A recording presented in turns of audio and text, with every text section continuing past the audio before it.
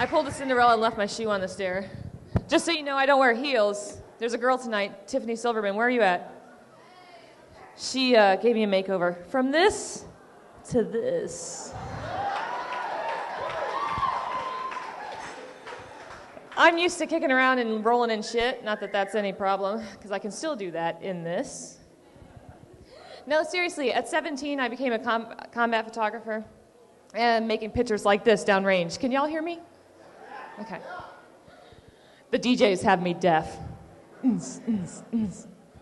So my job basically was to go where the fight was and basically document what was happening downrange, whether that be with the Iraqi army or American soldiers.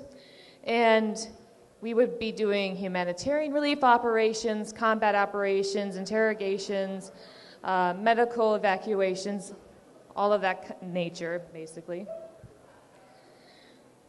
No one day was really the same, but every day seemed repetitive. And in those moments, I realized that it wasn't just about documenting the combat that was happening, but also the emotions that surrounded it.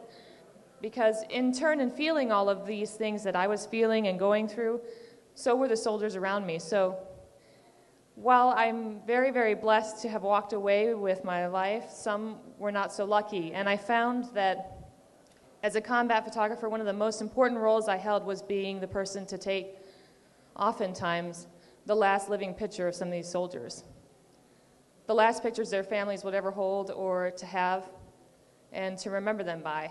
And to me, that felt like the biggest goal in covering the war was making sure that these families had those memories of them. It was a pretty heavy burden, I'm not going to lie. My combat videographer partner got shot 6 weeks into our last deployment. She survived, but many of my friends weren't that lucky. And eventually, as the wonderful introductee told you guys, I became a victim as well and was wounded in 2007. This is a picture of a soldier being put onto a C17 from here in Charleston, and they came back. After I was wounded, I started a recovery process, and I got to meet this lovely chick right here, Oprah. Note the pants. This is pre-Tiffany right here. Disco. So I was like, okay, what the hell is a combat photographer going to do after combat? So Jack Alterman, a local photographer in town. Anybody know Jack? So Jack says, want to buy a business? And I was like, okay, sure, why not? So it made sense that I would go from being a photographer to also teaching it. So I bought the Charleston Center for Photography with my lovely husband, Andy. Wave your hand. But we travel around the world, not just here in Charleston, but all over the world teaching photography. And we get to go to photography conferences and video conferences, and you all may think it's boring, but I totally geek out. And I still get to photograph all over as well. So you'll see here that this is right here at Charleston Air Force Base, and this is a bomb technician. Anybody see Hurt Locker? Okay, it's nothing like that. But anyway, I get to interface with military folks on a day-to-day basis, not only in being an advocate for women's rights, women veterans' rights, also women still actively serving in the military, but I get to photograph them, and the men that I served alongside as well. I had a crazy European art director call me after I got out of service, and he says, Stacy, we want you to come and do our ad campaign. I'm doing a very, very bad British accent, by the way. And I said, but I don't do commercial advertising. And he's like, well, we just want you to take what you did in the field and do it in a commercial sense. And I was like, okay, well, if you want to pay me, I'll do it. So I did, and it was a great experience. And so I've ventured out into that experience. But in the meantime, I'm always really big on giving back to the community that has given me so much.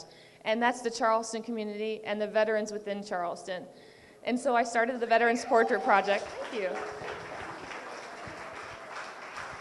And I go around all over South Carolina taking portraits of veterans and giving them a copy, and you'd be surprised how many of them don't have pictures of themselves. And for me, it's a way of saying thank you and recognizing them for their contribution to this wonderful nation of ours and this wonderful city that we live in, too. But if you're ever at the Charleston VA, there's a whole slew of veterans' portraits down there, so make sure you get in there on B Street. Isn't he cute?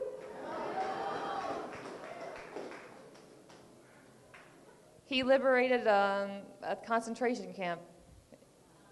Yeah. The wonderful thing about photography and the artistic process is that it's constantly trying to overcome hurdles and battles and figure things out. And lighting a C17 is no small feat. But we got it figured out with a really hot chick in a flight suit, so that worked out. And again, that's right here in Charleston, so I don't have to go too far to have a lot of fun. Oh, Ellie Davis is in the house. Ellie Davis from PESC, where are you?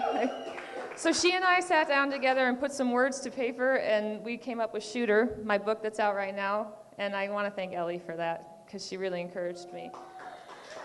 Thank you. But, you know, all it is just really spreading the word. It's not glorification of war, but really honoring those who serve our nation and for their sacrifice. And thank you all for tonight.